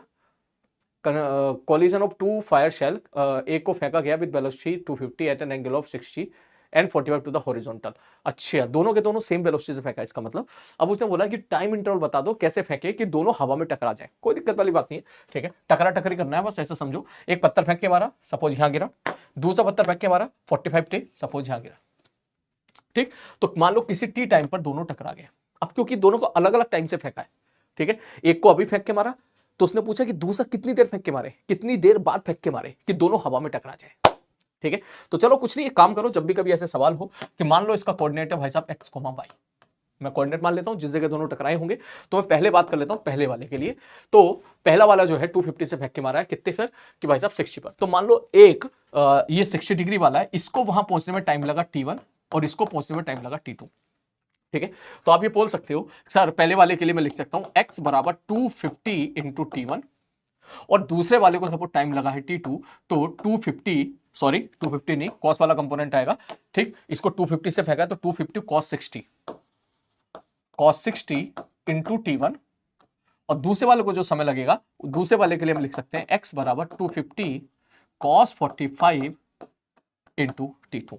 ठीक, अगर मैं दोनों को इक्वेट करूंगा तो आप लिख सकते हो 250 कैंसिल आउट हो जाएगा, t1 बाई 2 बराबर t2 बाई रूट 2। इसका मतलब ये हुआ कि t1 बराबर t2 रूट 2। पहली क्वेश्चन हमारी ये आ गई, मतलब हमको चाहिए t1 माइनस t2 का मॉड, हमको ये चाहिए बेसिकली, टाइम डिफरेंस चाहिए, कितनी देर के बाद फेंक के मारा गया है। ठीक, अब उसी प्रकार y कोऑर्डिनेट के साथ खेल लेते हैं। अगर मैं y कोऑर्डिनेट लिखूंगा पहले वाले के लिए, y बराबर, तो आप लिखोगे s बराबर ut, ठीक है, बाई डायरेक्शन में लिख रहा हूं, y में वेलोसिटी हो जाएगी इतनी u sin 60, ठीक है, इंटू t1 माइनस हाफ जी t1 स्क्वायर। और दूसरे के लिए लिखेंगे, मैं इसी में लिख देता हूं ut 250 sin 45 degree into t2 minus half G t2 square. बस खत्म कहानी, सवाल सॉल्व हो चुका है। खुद सोचो अगर t1 की वैल्यू मैं यहां पर पुट कर दूंगा और t1 की वैल्यू यहां पर पुट कर दूंगा, तो पूरी इक्वेशन आपकी t2 के टर्म में आ जाएगी। ठीक है। और जहां पूरी क्वेश्चन आपकी T2 के टर्म में आ गई तो वहीं आपका जो है क्वेश्चन क्या हो जाएगा मेरे भाई, ये सॉल्व हो जाएगा। T2 निकल के आ जाएगा, T2 निकल के आ गया, T1 निकल के आ जाएगा, दोनों का डिफरेंस आप निकाल सकते हो। और भी मुझे लग रहा है और कोई बेटर तरीका जो है, मुझे लग रहा है ये बेटर है, मैंने यहां तक पहुंचा दिया है। इसके बाद अब आपको क्या करना है, 2 इक्वेशन 2 अननोन, आपको इन्हीं को क्या करना है मेरे भाई, सॉल्व करना है। ठीक है, चलो आगे बढ़ते हैं। नेक्स्ट आंसर आ जाएगा, बिल्कुल थोड़ी सी कैलकुलेशंस का ध्यान रखिएगा क्योंकि आंसर दशमलव में है। ठीक है, सबसे लास्ट में जाके पॉइंट्स की वैल्यू पुट कीजिएगा। नेक्स्ट अगला सवाल, नेक्स्ट क्वेश्चन, ये सवाल मैं क्लास में इस टाइप के करवा चुका हूं, याद करो। मैंने बोला था जब पत्थर फेंक के मारा है, अगर ग्रेविटी ना होती तो पत्थर बिल्कुल सीधा जाता। ठीक, ठीक है सर जी। अब अगर मैं कंसीडर करूं ग्रेविटी को, तो वर्टिकल डिस्टेंस टी टाइम में नीचे कितनी आ रही थी, वो हाफ GT स्क्वायर आ रही थी, आप याद करो। ठीक है, ये वाला सवाल है कि सपोज मैंने पत्थर ऐसे इधर फेंक के मारा, मान लो ग्रेविटी ना होती तो पार्टिकल सीधा ऐसे चला जाता, बिल्कुल स्ट्रेट लाइन पाथ में ऐसे चला जाता, लेकिन ग्रेविटी की वजह से ऐसे आ गया। तो अगर मैं आपसे पूछूं कि टी टाइम में बताओ इस लाइन से इसकी डिस्टेंस कितनी होगी, तो वो हाफ GT स्क्वायर होती है। ठीक है, तो इसी सवाल को फ्रेम करके यहां पे पूछ लिया गया है। ठीक है, कैसे, अब इसने बोला कि देख सामने क्या है, एक सेब गिरने वाला है और हमने उसको एम लगा के हमने गोली चला दी। ठीक है, ठीक है सर, गोली चला दी। तो अब इसको, अब इसकी फील लो। ठीक है, कि मान ले टी टाइम, अब ये कहना चाह रहा है कि शायद ये इसको हिट करना, क्या करना है, so that bullet will hit the Apple, हाँ, कि वो उसको हिट करेगी। अब इसको कैसे प्रूव करोगे, मैंने कहा भाई एक काम कर, मान ले टी टाइम, मान ले ग्रेविटी ना होती तो सीधा जाके इससे भिड़ जाता।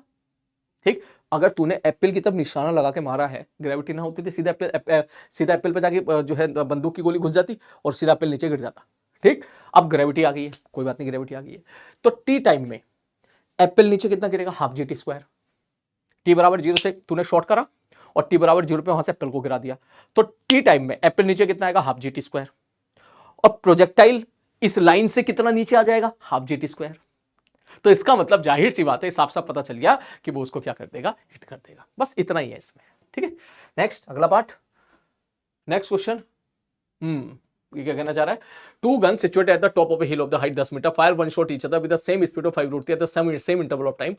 One gun fire horizontally, other, ये आप खुद करो भैया, ये बहुत हो गया इस प्रकार के सवाल, गन वाले सवाल, इसके साथ आप फाइट खुद मारो। इसमें ऐसी कोई भी चीज नहीं है जो आपको नहीं मालूम है, ये भी आप खुद करो। ठीक है, किस प्रकार से इसको यहां से फेंका जाए कि सीधा वहां पे जाए। Find the length of the pipe, length of the pipe निकालना है, तो इसका मतलब तो एक काम कर, इसका कोऑर्डिनेट निकाल ले, खत्म कहानी। ठीक है, ये सवाल चल मैं बताया तो A B is a pipe fix at the ground at the inclination of 37 degree, बिल्कुल सही बात है। A ball is projected from the point O at a speed of u at an angle of 53 degree to the horizontal. अब वो उसके अंदर smoothly enter करिए। Smoothly enter करने का मतलब क्या है, बोले यार सीधी सी बात ये है, ध्यान से देखना, उसने बोला है smoothly enter with the pipe with is velocity parallel to axis of the pipe. तो इसका मतलब यहां पर जो वेलोसिटी होगी इस तरफ, ठीक, उसने हॉरिजॉन्टल के साथ कितना एंगल बनाया होगा, 37 डिग्री। तो बस सबसे बड़ा हथियार काइनेमेटिक्स में क्या होता है, हॉरिजॉन्टल वेलोसिटी को कांस्टेंट करना। ये यू से फेंका था, यू की वैल्यू कितनी थी भाई साहब, यू की वैल्यू थी 20, तो यू cos 53 कितना हो जाएगा, यू cos 53 हो जाएगा तुम्हारा कितना भाई साहब, 20 cos 53 जो कि हो जाएगा 12, और इधर कितना हो जाएगा भाई साहब 16।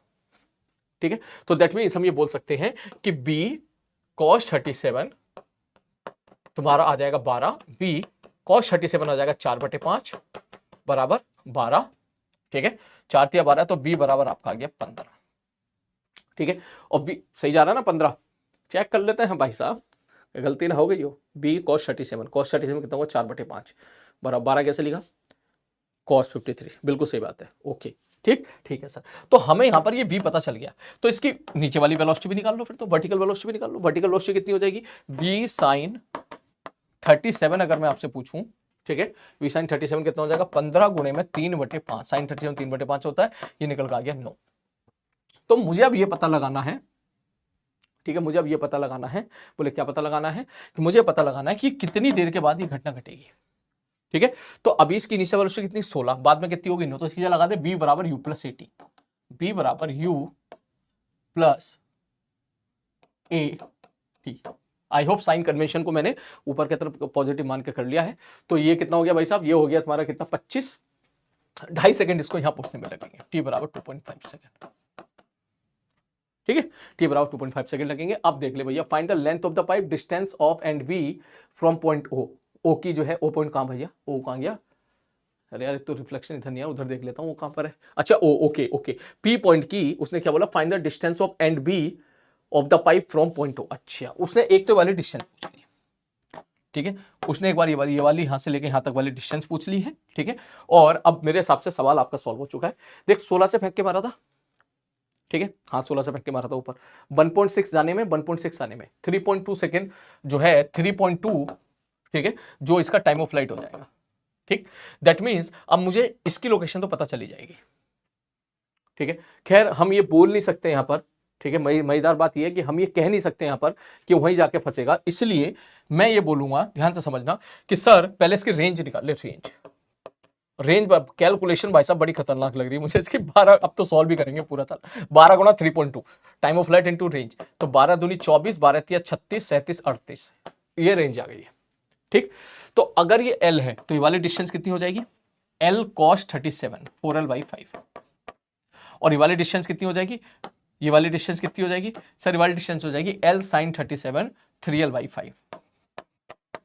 तो हमारा ये तो निकल, लेंथ तो हमारी यहीं से निकल के आ गई, क्यों, क्योंकि 2.5 सेकंड में वो वहां पर पहुंचा है, इस जगह पे पहुंचा है। अगर इस जगह पर पहुंचा है तो वही इसका y कोऑर्डिनेट मुझे पता चल गया कितना, 3L/5।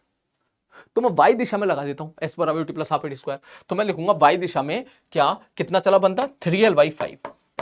यहां से फेंक के मारा, 2.5 सेकंड में यहां पहुंच गया। जब यहां पहुंचा तो उसका y कोऑर्डिनेट कितना था, 3L/5। तो y बराबर ut, जब y के बारे में बात करो तो x को भूल जाओ, 16 इंटू टी 2.5 सेकेंड है, minus half G T square 2.5 का होल स्क्वायर। ये कितना होगा, 16 पंजे 80, 16 दूनी 32, 8, 40, ये आ गया 40, माइनस ये कितना हो जाएगा 625, 6.25। ठीक है, 6.25 आ जाएगा, 25 में 6.25 आ जाएगा भैया। ठीक है, बटे 2 चल रहा है, ठीक है, गुणा 5, सीधी सी बात है, गुणा 5 कर दो। ठीक, सॉल्व कर भैया, 625 को 6.25 को 5 से गुणा कर ले, 5 पंजे 25, 5 दूनी 12, 5 दूनी 10, तो 12। ठीक है, थोड़ा ज्यादा दिमाग तेज चल रहा है जुबान से। ठीक है, 6 पंजे 30 और 31, ये आ गया 31.25। ठीक है, अगर ये 32 होता तो 8 होता, ये 32 से थोड़ा सा कम है तो आ गया 8.75। ठीक है, अब 8.75 आ चुका है। मैंने कहा ठीक है भाई साहब, तो L की वैल्यू कितनी आएगी, बड़ी खतरनाक जा रही है भैया। L की वैल्यू जा रही है L बराबर 8.75 गुणे में 5/3। ठीक है, 5 पंजे 25, 7 पंजे 35, 36 37, और 8 पंजे 40, 3 43/3। ठीक है, 3 से डिवाइड मारो, 3 का ना 3, 3 चौक 12, बचा 1, 17 आ गया। ठीक है, 3 पंजे 45, तो सॉरी 3 पंजे 15, 15 बचा 2 बचा, फिर 3 अट्ठे 24, 14.5। अरे वाह, एग्जैक्ट मैच कर गया।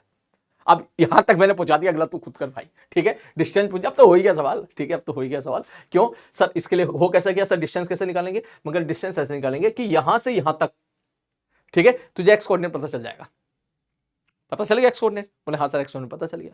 तो एक्स कोऑर्डिनेट पता चलने के बाद अब आई थिंक, ठीक है, उसमें आपको क्या करना है, 4L/5 जोड़ना है, बस आपको जो है O से लेके B के बीच का गैप पता चल जाएगा। ठीक है, नेक्स्ट अगला क्वेश्चन। हाँ, ये सवाल, ठीक है, अब मैं नहीं बताऊंगा। ठीक है, क्यों नहीं बताऊंगा, क्योंकि ये सवाल बिल्कुल ऐसा ही है जैसा हम लोगों ने इंक्लाइन प्लेन में वहां पे किया था, मस्त वाला डायग्राम वाला पार्ट। ठीक है, वहां से फाइट मारो सवाल को, ये बिल्कुल ऐसा ही सवाल है। चलो फिर भी एक बार देख लेते हैं इस सवाल में कि ये वही है, इंक्लाइन प्लेन था। ठीक है, इस तरफ क्या होता, जी साइन थीटा। ठीक है, और इसके तरफ क्या आया था, जी साइन थीटा का कंपोनेंट आ गया था साइन अल्फा। ठीक है, तो उधर एक्सलेशन आ गया था। आपको फिर ये डिस्टेंस निकालनी पड़ेगी मैथमेटिक्स से। ठीक है, मैथमेटिक्स से डिस्टेंस लगा दो, यहां से यहां s बराबर ut plus half T square लगा दो। इधर जो एक्सलेशन आएगा उसकी वैल्यू कितनी होगी, जी साइन थीटा साइन अल्फा। ठीक है, ये हम लोग इस प्रकार का क्वेश्चन कर चुके हैं। नेक्स्ट सेम क्वेश्चन आपका ऐसा है, जैसा क्वेश्चन ये है सेम क्वेश्चन ये इंक्लाइन प्लेन है। इस तरफ कितना होगा भाई साहब, इस तरफ एक्सलेशन, अगर कोई ब्लॉक रख देते तो इधर एक्सलेशन कितना होता था, जी साइन थीटा होता था। ठीक है, लेकिन अब अगर इसको किसी पार्टिकल को बिल्कुल ऐसे चलाना चाह रहे हो आप, यहां से यहां बिल्कुल ऐसे चलाना चाह रहे हो सीधा, ठीक है, तो इस तरफ उसका कंपोनेंट कितना आ रहा था, बिल्कुल ये वैसे ही सवाल है जैसा ऑलरेडी हम लोग 2-3 बार कर चुके हैं। आप चाहो तो इस क्वेश्चन को स्किप कर सकते हो, क्योंकि ये सवाल और ये सवाल आपके क्या है, ऑलमोस्ट सेम है। चलो चलते हैं क्वेश्चन नंबर 19 की तरफ। बड़ा अच्छा सवाल है। ठीक है, ये सवाल मैं आपको बेसिकली क्लास में कराना चाह रहा था, लेकिन सवाल इतना भी मुश्किल नहीं है, काफी थोड़ा आसान सवाल है, इसलिए मैंने आपको क्लास में ये सवाल नहीं कराया था। ठीक है, और जो है आई होप जो है इस सवाल को करने में जो है, अगर आप ट्राई करो, एडवांस के लिए सवाल अच्छा है, क्योंकि इस प्रकार के क्वेश्चन जो है मीडियम की कैटेगरी में आपके सामने आते रहते हैं। ठीक है, चलो सवाल देखते हैं। इसने ऐसा बोला है, having gone through the plank ठीक है, प्लैंक के अंदर गया है, थिकनेस h है, ठीक है, प्लैंक ऑफ थिकनेस h, ये bullet changes its speed from v naught to v, find the time of motion in the bullet with the Planck.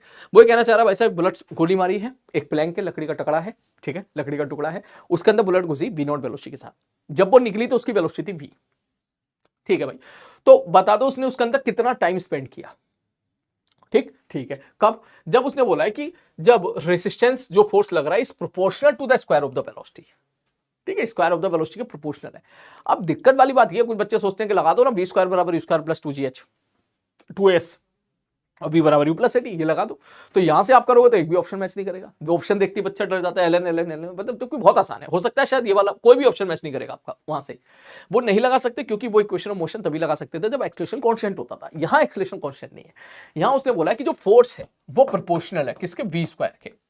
इसका मतलब यह है कि जो फोर्स की वैल्यू होगी वो समहाउ के वी स्क्वायर आ जाएगी, या माइनस लगा सकता है क्योंकि जिधर वेलोसिटी होगी उसके अपोजिट फोर्स लग रहा होगा, प्रॉपर वेक्टर के साथ अगर अपन लिखे तो अब मुझे किसके साथ खेलना है, मुझे खेलना है, पहले ऑप्शन देखो, मुझे v दे रखा है, v नॉट दे रखा है, h दे रखा है और t दे रखा है, मतलब आंसर में तो मुझे v नॉट h सब कुछ चाहिए।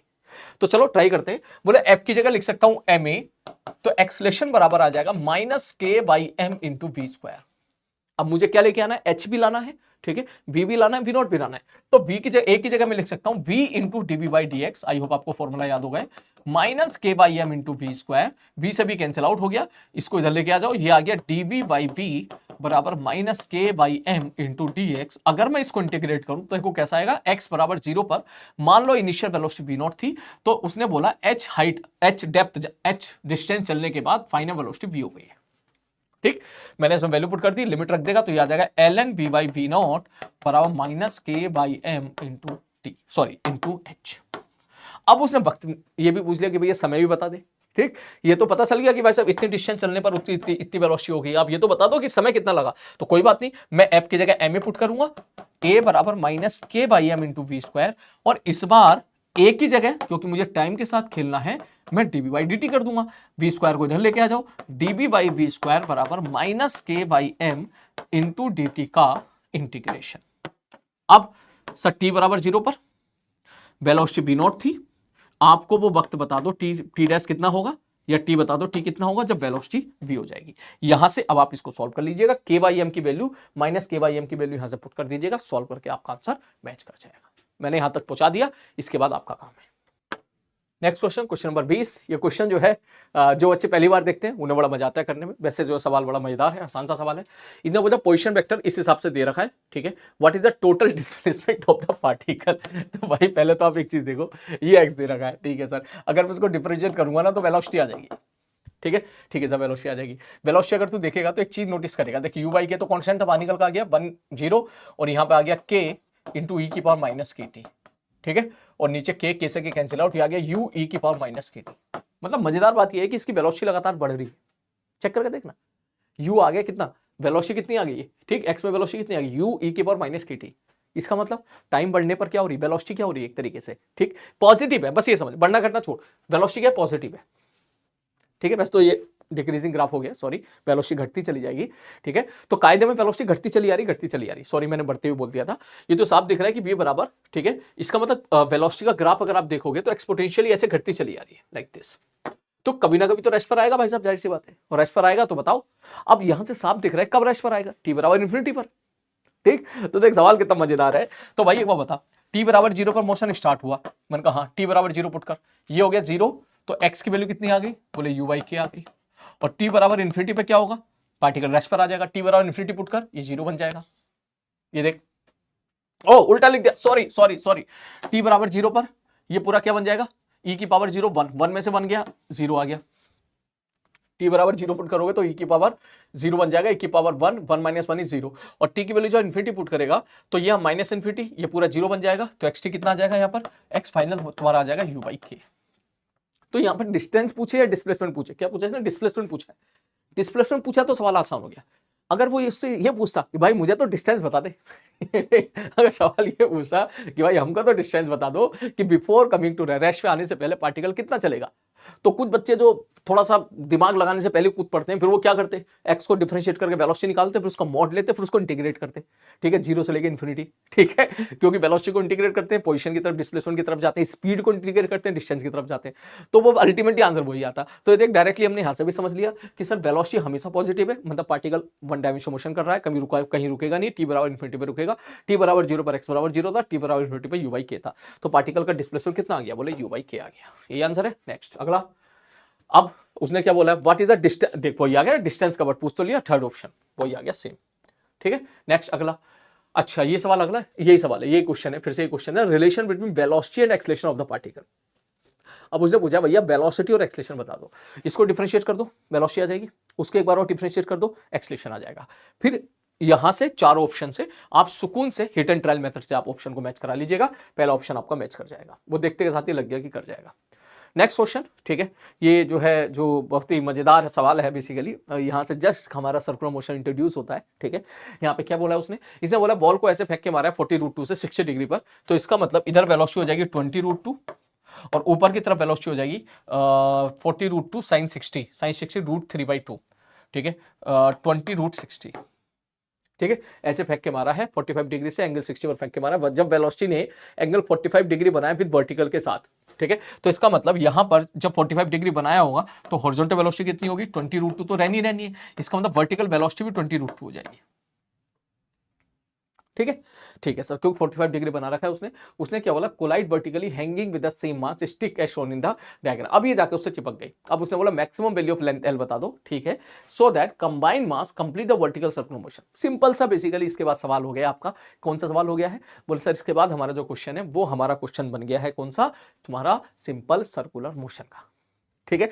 तो अब भाई सीधी सी बात ये है, जब ये यहां जाके इससे टकराएगा तो इसके बाद दो वेलोसिटी है, एक आगे की तरफ और एक नीचे की तरफ, ठीक, अब इससे जाके चिपक गया, ठीक है सर, चिपक गया, तो जाहिर सी बात है रस्सी में झटका आएगा, क्यों, क्योंकि इसके बाद नीचे वाली वेलोसिटी भी थी, जब इससे जाके चिपकेगा तो अगर मैं दोनों को सिस्टम मान लूं तो सिस्टम के पास नीचे की तरफ मोमेंटम था, लेकिन जब इससे जाके चिपक गया तो चिपकने के जस्ट बाद वेलोसिटी तो हॉरिजॉन्टल हो जाएगी, तो इसका मतलब रस्सी में लगेगा झटका। ये सिंपल लाइक कि मैं आपसे बोलूं कि मैंने यहां पर एक मास को ऐसे इस प्रकार से लटका रखा है, अगर मैंने ऐसे थप्पड़ मारा यहां से रस्सी को पकड़ेगा झटका नहीं लगेगा, मैंने ऐसे थप्पड़ मारा रस्सी को यहां से पकड़ झटका नहीं लगेगा, मैंने ऐसे थप्पड़ मारा रस्सी को यहां से पकड़ झटका नहीं लगेगा, लेकिन अगर मैं ऐसे थप्पड़ मारूंगा तो यहां झटका लगेगा।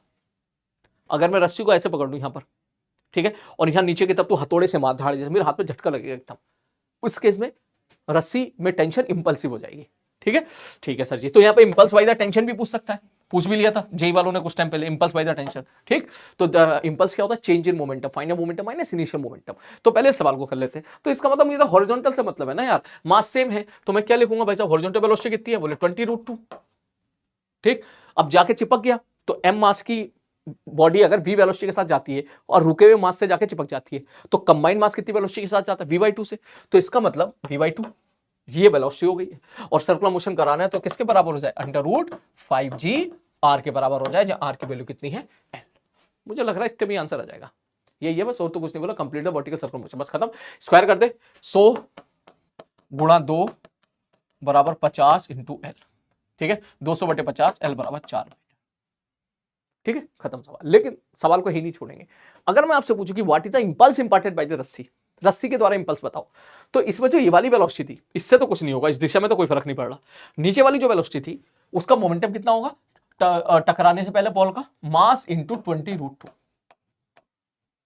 ये टक्कर से पहले का मोमेंटम था, मैंने दोनों बॉडी को सिस्टम मान लिया, जस्ट टकराने से पहले और जस्ट टकराने के बाद के लिए ग्रेविटी नॉन इंपल्सिव हो जाएगी, कोई फर्क नहीं पड़ना। जब दोनों बॉल को सिस्टम मानेगा तो उनके बीच में जो भी नॉर्मल होगा इंटरनल हो जाएगा, रस्सी में जो टेंशन है वो एक्सटर्नल हो जाएगी, ठीक। तो अब अगर मैं बात करूं जस्ट चिपकने से पहले, जस्ट चिपकने के बाद, चिपका चिपकी से जस्ट पहले और चिपका चिपकी के जस्ट बाद, dd टाइम के लिए, तो अगर मैं दोनों बॉल को सिस्टम मानूंगा तो ग्रेविटी लग रही है जो कि नॉन इंपल्सिव है, dd टाइम में उसका कोई इफेक्ट नहीं होगा, लेकिन ऊपर की तरफ कौन लग रही है, टेंशन लग रही है, एक्सटर्नल फोर्स टेंशन आ जाएगा, जाहिर सी बात है। तो dt टाइम में अगर मैं y दिशा में बात करूं, y दिशा में, क्योंकि रस्सी y दिशा में, रस्सी की टेंशन ऊपर की तरफ लग रही है, तो y दिशा में अगर बात करूं तो टक्कर के जस्ट बाद y दिशा में मोमेंटम कितना हो गया, 0, क्योंकि चिपक के दोनों हॉरिजॉन्टली निकलेंगे, ठीक। और टक्कर से पहले y दिशा में मोमेंटम कितना था, इतना, एक बॉल के पास था, एक बॉल के पास नहीं था, तो चेंज इन मोमेंटम कितना हो गया, इतना। तो यही चेंज इन मोमेंटम क्या हो गया, इंपल्स, ठीक, तो अगर मैं आपसे पूछा what is the impulse imparted by tension force, आप सीधा बोलोगे m into 20√2, where m is the mass of the ball जो फेंका गया है। ठीक है, चलो ये सवाल भी डिस्कस हो गया इसी बहाने। नेक्स्ट क्वेश्चन ये रहा, काफी ट्रिकी क्वेश्चन है ये, ठीक है, काफी ट्रिकी क्वेश्चन है। कभी कभी बच्चे ये तुरंत एग्जाम प्रेशर में क्लिक नहीं करता है। सॉल्यूशन तो इसका बहुत आसान है, लेकिन ये एग्जाम में क्लिक करना, ठीक है, ये हर बच्चे से नहीं हो पाता है। जब आप इसका सॉल्यूशन देखो तो आपको यार बड़ी बढ़िया चीज है सर ये तो, ठीक है, लेकिन जब एग्जाम में दिया जाता है तो इसी सवाल को जो है कम से कम 70% बच्चे नहीं कर पाते, उनको समझ में नहीं आता कि सवाल हो कैसे रहा है। ठीक, ध्यान से देखो, इसने ऐसा बोला भैया क्वेश्चन ऑफ जो है आपकी ट्रेजेक्टरी की क्वेश्चन केवल इतनी दे दी।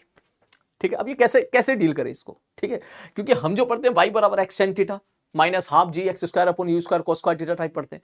अब इन्होंने गेम क्या खेल दिया, इसने एक्स का टर्म ही गायब कर दिया, सीधा एक्स स्क्वायर वाई रखा हुआ है। तो अगर आप y बराबर एक्स टेन थीटा से जाएंगे तो हो सकता है आपको समझ में नहीं आया सवाल कैसे हो रहा है। ठीक है, लेकिन अगर ध्यान से देखें, मैं इस चीज को जरा विजुअलाइज करूं, बोले यार ये है क्या, तो y बराबर अगर मैं 0 पुट करूं, y बराबर 0 पुट करने का मतलब क्या हो गया कि मैं एक्स एक्सिस पे बात कर रहा हूं। ठीक है, तो अगर मैं ऐसे पुट करूं तो y बराबर 0 पुट करो तो एक्स स्क्वायर बराबर 4 हो जाएगा।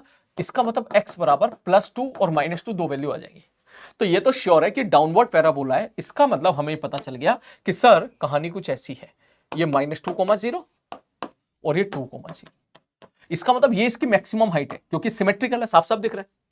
ठीक है, बाई एक्सिस का अबाउट क्या है, ये ग्राफ सिमेट्रिकल है। तो इसका मतलब इसका कोऑर्डिनेट अगर मैं देखूंगा तो ये कोऑर्डिनेट आ जाएगा 0,5। चेक करके देख लो आप। ठीक है, तो इसका मतलब ये होगी इसकी मैक्सिमम हाइट। तो मैं लिख सकता हूं कि मैक्सिमम हाइट, ठीक है, एच मैक्स बराबर कितना है, हाफ है। और अगर मैं रेंज के बारे में बात करूं, अगर मैं इतना प्रोजेक्टाइल मोशन पकड़ूं तो रेंज हमको साफ साफ दिख रही है कितनी मेरे भाई, 4 है। क्वेश्चन में क्या पूछा अब देखो, ठीक है, इसने बोला party projected from a point on the x axis in a vertical x y plane. ठीक है भैया, यहीं से फेंक के मार दिया है। ठीक है, क्योंकि सर यहां से क्यों फेंक के मार दिया, खुद कह रहा है ना एक्स एक्सिस से फेंक के मारा है, इसका मतलब यहां से फेंक के मारा है और ऐसे ऐसे ऐसे ऐसे क्या हुआ। अब तो हो गया सवाल। ठीक है, अब तो फॉर्मूला लगाएगा उससे भी हो जाएगा। ये कितना आ जाएगा, बोले सर ये आ जाएगा you square sine square theta.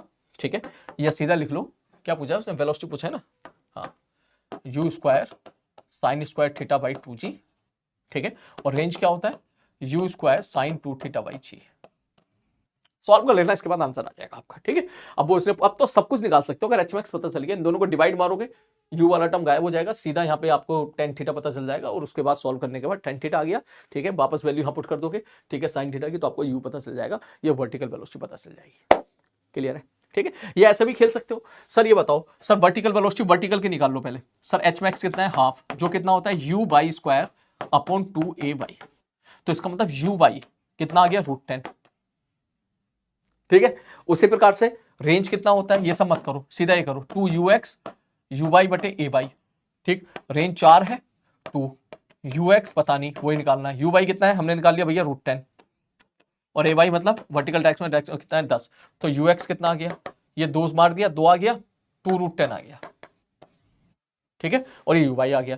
तो इसका मतलब इनिशियल वेलोसिटी कितनी आ जाएगी, सर इसका स्क्वायर प्लस इसका स्क्वायर 40 बराबर 10√5। ठीक है, 10√5 नहीं, √50। ठीक है, आंसर आपका आ गया। तो भैया आज का लेक्चर चलो यहीं पे रोकते हैं। अच्छी बात यह है कि 1 घंटे के अंदर डिस्कशन हमारा खत्म हो गया। ठीक है, और जो है और भी कुछ थोड़े वो सवाल हमने इधर उधर के डिस्कस कर लिए। अब यार मेरा मन तो है भी और थोड़े से सवाल डिस्कस करने का। याद है वो 3 गोले वाला सवाल, ठीक है, 3 गोले वाला सवाल का मैंने बोला था कि आर की एक गोले के हेमिस्फीयर के अंदर 3 गोले हैं, तो उनके बीच की क्या रेडियस हो सकती है, क्या पॉसिबिलिटी है। ठीक है, एक सवाल ये हो गया, ऐसे 1-2 सवाल हो रहे हैं। अब यार एक्चुअली मैं इस टाइम पे हूँ, देख सही बात बोलूँ तो नोएडा में। ठीक है, आप सबको पता है कि विश्वास दिवस है। ठीक है, और विश्वास दिवस में मैं भी कोटा से यहाँ मूव करके यहाँ आया हूँ। तो अब अगर मैं उनको रिकॉर्ड करूँगा तो जाहिर सी बात है फिर ये लेक्चर 9, 10, 11 बजे जाएगा, जो मैं चाहता नहीं हूँ। ठीक है, तो मैं वो क्वेश्चन आगे बाद में कभी डिस्कस कर दूंगा। ठीक है, ऐसा कोई लोड नहीं है, उससे मिलते जुलते और जो अच्छे क्वेश्चन है वो आगे डिस्कस करूंगा। अभी तो हमारी मैकेनिक्स चल रही है, तो रोटेशन तक चलेगी। ठीक है, तो लेकिन जैसा कि हमने ठाना है कम से कम 2000 सवाल लगाना है। ठीक है, एडवांस के कम से कम 2000 सवाल लगाना है। तो उस सवाल में मैं ऐसे बैठ के देख रहा था कितने क्वेश्चन हमारे हो गए हैं, तो मुझे लग रहा है तकरीबन 150 क्वेश्चन के आसपास तो हमने कर लिए हैं, और कल हम इसको 200 कंप्लीट कर लेंगे। ठीक है, तो 2000 सवाल लगाने का टारगेट हमने बनाया था। तो अब मुझे बहुत अच्छा लगा कि चलो आप सब लोग क्वेश्चन ट्राई कर रहे हो, और हम लोग जो है बढ़िया तरीके से जो है मैं भी ऑलमोस्ट क्वेश्चन का डिस्कशन कर ही दे रहा हूँ यार यहाँ पर। ठीक है, कर ही रहा हूँ हर एक सवाल का ऑलमोस्ट, एक आध जो सिंपल सवाल है तो वो आप करो अपने लेवल पे। तो अब क्या है, मैं आपको दे रहा हूँ KPP, Newton law of motion और फ्रिक्शन की। ठीक है, डॉक्यूमेंट्स में जैसे जैसे अपलोड होती है मैं उसको वहीं पर अपलोड कर दे रहा हूं, उसको बढ़िया तरीके से आप लगाओ, ठीक है। 31 क्वेश्चन रखे मैंने, ठीक है, 31 क्वेश्चन रखे हैं। क्वेश्चन तो वैसे 25 ही थे, मैं सही बात बताऊं, ठीक है, 25 सवाल थे वैसे तो, लेकिन 25 में मैंने 6 सवाल थोड़े से आसान डाल दिए, थोड़े से जानबूझ के ये मैंने रखा है उन बच्चों के लिए जिनकी परसेंटाइल 97 98 है, ठीक है, जिनकी परसेंटाइल 96 97 98 है यार, वो भी तो वरुण बैच की, वो भी तो यहीं पर ही है ना यार, तो हमको उसको भी तो खींच के लेके आना है। ऐसा थोड़ा है कि मैं केवल कुछ सेलेक्टेड बच्चों पे फोकस करूं, ठीक है। किसी बच्ची परसेंटाइल 97 है 98 है तो रैंक उसकी 30-35 हज़ार जा रही है, तो मैं चाहूंगा भाई वो बेचारा भी तो खिंच के किसी तरह 3000 2000 के अंदर आ जाए, ठीक है। तो इसलिए कुछ कुछ सवाल में जो है थोड़े से आसान, ठीक है, बिल्कुल आसान नहीं, थोड़े से आसान बेटा मैं डाल दिया करूंगा और डाला करूंगा। इस चीज को लेके आपको बस आपको खुश होकर उसको सॉल्व करना है, क्योंकि अगर मैंने 5 सवाल डाले हैं आसान तो एडवांस वाला 8 सवाल डालेगा, ठीक है, क्योंकि एडवांस में पूरा पेपर टफ थोड़ी ना पूछा जाता है। आप इस चीज को प्लीज समझने की कोशिश कीजिएगा कि मैं आपको तैयार कर रहा हूं, जिस प्रकार से एडवांस का पेपर आता है उस चीज के लिए मैं आपको तैयार कर रहा हूं, ठीक है। तो बीच में अगर सपोज मैं कुछ एक्स्ट्रा दे रहा हूं आपको, तो आप उस चीज को वेलकम कीजिए और उसको जो है जिस मोटिव के साथ मैं दे रहा हूं उस मोटिव को फुलफिल कीजिए, ठीक है। तो उन सवालों को आप लगाइएगा 31 क्वेश्चन से, ठीक है, 90 मिनट का मैं टाइम दे रहा हूं आपको। तो इसके बाद जो है फिर कल मैं आपको दूंगा एक और केपीपी नहीं, जो है पीवाईक्यू शीट, ठीक है, चाहे तो उसको केपीपी मान लेना। उसमें मैं आपको दूंगा जो Newton law of motion, friction और काइनेमेटिक्स, इनके जो पिछले साल के पीवाईक्यू है जेई एडवांस के, क्योंकि वो भी आपके लिए सॉल्व करना बहुत जरूरी है। ऑल दो वो आप मेन क्लास में सॉल्व करके आ चुके हो, ठीक है, नो डाउट आप वो सॉल्व करके आ चुके हो, हमने भी क्लास में सॉल्व किया था, मैंने भी ऑलमोस्ट ऑलरेडी इसको सॉल्व करा चुका है, उसमें आपको डाउट होगा भी नहीं, अगर होगा तो आप सॉल्व करोगे तो आप निकाल लोगे, ठीक। तो वो चीज जो है मैं आपके हवाले कर रहा हूं, उसमें आपको खुद अपने लेवल पे सॉल्व करना है, मैं उसको डिस्कस नहीं करूंगा। मैं अगर कोई सवाल ऐसा आता है एडवांस का जो बाकी मुश्किल है, ठीक है, जो बाकी बहुत मुश्किल है, ठीक है, तो वो मैं उसको डिस्कस कर दूंगा, ठीक है। लेकिन अगर कोई सिंपल सवाल है एडवांस का, ठीक है, कि वो देखते समझ मारा ऐसा हो जाएगा, ठीक है, तो फिर वो आप अपने लेवल पे संभालो उस चीज को, क्योंकि आपने पूरे 2 साल आपने वो काम किया है और उसका सोल्यूशन आप गूगल पे भी देखोगे तो समझ में आ जाएगा आपको, ठीक है। लेकिन मेरी जो मेन मोटिव है वो प्लीज समझने की कोशिश कीजिएगा, वो मैं ये है कि चैप्टर कंप्लीट होने के बाद एक बार एडवांस के पीवाईक्यू एटलीस्ट 15 साल के वो लगाना जरूरी है। क्यों जरूरी है? ताकि हमें समझ में आए कि एडवांस पूछ क्या रहा है ना, ताकि हमको समझ में आए कि एडवांस किस प्रकार, क्योंकि जब सारे क्वेश्चन एक साथ देखोगे ना तभी आप चैप्टर को समझ पाओगे। अच्छा ये पूछा है इसने, अच्छा इस पे 4 सवाल पूछे उसने, ठीक है, अच्छा इस चीज को ऐसे लैंग्वेज में घुमा के पूछ रहा है, ठीक। तो ये आपको जो है काफी आपकी अंडरस्टैंडिंग डेवलप करेगा एडवांस के एग्जामिनेशन को लेके, क्योंकि ये समझना भी जरूरी है कि क्वेश्चन का पैटर्न क्या पूछा जा रहा है, ठीक है। एग्जामिनर जो है, जैसे मेंस के बारे में तो आपको सबको क्लियर है, आप सब लोग 99 98 97 वाले बच्चे, तो आपको पता है मेंस वाला क्या पूछता है, ठीक। एक बार एडवांस को भी समझने की कोशिश करो, ठीक है, एडवांस वाला क्या पूछता है, ठीक है, किस प्रकार के क्वेश्चन पूछ रहा है, क्या सारे ही सवाल टफ पूछ रहा है क्या, ठीक। और ये सेशन जब तू अटेंड करेगा, जैसे हमारा चैप्टर समाप्त होगा, जब तू उसके बाद उसको अटेंड करेगा तब तू रियलाइज करेगा कि अगर अपन इस लेवल तक जा रहे हैं या मैं तुझे इस लेवल तक सवाल को कराने के लिए मजबूर कर रहा हूं तो एडवांस ही है, ये तो खुद रियलाइज करेगा, हर एक चैप्टर में रियलाइज करेगा, ठीक है। तो 90% बेसिकली 10% तो आप जानते हो एडवांस बकैती हो ही जाती है, 10% को तो मैं इग्नोर कर रहा हूं। 10% पेपर को अगर मैं इग्नोर कर दूं एडवांस के, ठीक है, 15 साल के 10% क्वेश्चन हटा दो, तो बाकी जो 90% है ना, वो अगर अपन देख तू खुद रियलाइज करेगा कि अगर अपन इस बैच में यहां तक के क्वेश्चन तू सॉल्व कर रहा है या हम यहां तक के क्वेश्चन डिस्कस कर रहे हैं तो एडवांस ये है या ये है, किसी चैप्टर में तो बहुत आसान है, ठीक। ये तो खुद रियलाइज करेगा और ये चीज तुझे मोटिवेट करेगी, ठीक। ये चीज तुझे जो है बहुत ज्यादा जो है आगे पढ़ने के लिए और ज्यादा मोटिवेट करेगी और ज्यादा से ज्यादा क्वेश्चन लगाने के लिए कहीं ना कहीं पॉजिटिव एनर्जी आपको देगी कि भाई देख ये हम पढ़ रहे हैं, एडवांस ये पूछ रहा है, क्योंकि ये चीज बहुत जरूरी है जानना, आंख पे पट्टी बांध के भागना ठीक नहीं है, ठीक है। तो जो है ये चीज मैं आपको कल दूंगा बेटा, ठीक है। अभी मन तो मेरा आज ही देने का, लेकिन मैं एकदम से सारा लोड नहीं देना चाह रहा हूं आपके ऊपर, कल विश्वास दिवस भी है, ठीक है। तो आप उसको सॉल्व कीजिएगा, मोस्ट प्रोबेबली कल का lecture I will try my best कि मैं कल आपको लेक्चर दूं, आज रात को शूट करके, अगर स्टूडियो की अवेलेबिलिटी बन जाती है तो, ठीक है। लेकिन आपको जो मैंने होमवर्क दिए हैं 31 सवाल ये और कम से कम 25 सवाल उसके हैं, ठीक है। तो 50 सवाल है, लगा दे पूरी जान, घिस कलम बढ़िया तरीके से। कि लगाने का मतलब ये नहीं होता था कि एज इट इज सवाल पूछे जाने हैं, नहीं। कुछ बच्चे सोच सर सवाल तो रिपीट होते नहीं है तो फिर क्यों लगवा रहे, नहीं इसलिए नहीं लगवा रहे, ठीक है। वैसे रिपीट कंसेप्ट तो रिपीट होता है ना, कंसेप्ट तो कोई न्यूटन लॉ थोड़ी ना बदल जाता है कि 2015 के लिए न्यूटन लॉ दूसरा 2017 के लिए बदल कर दूसरा आ गया, ऐसा तो नहीं है ना। लेकिन ये कहीं ना कहीं आपको वो कंसेप्ट एप्लीकेशन की रिवीजन बढ़िया तरीके से करा देता है according to the advance pattern, इसलिए जरूरी है। और इसलिए भी जरूरी है कि पूछ क्या रहा है, ये भी बहुत जरूरी है, ठीक है। तो चलो फिर मिलते हैं कल की क्लास में, जो मैंने बोला, अपना ध्यान रखिए, टेक केयर।